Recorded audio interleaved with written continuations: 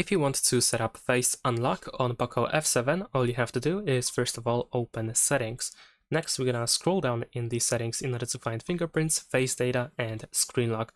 In order to be able to use face unlock, you need to have screen lock enabled, so you have to have some kind of password for your phone.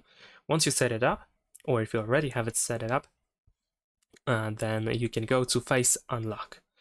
After that, we need to enter our screen lock password and press next, and then we can press start in order to start scanning our face. Of course, we have attention information that face unlock is less secure than a PIN, password, or pattern.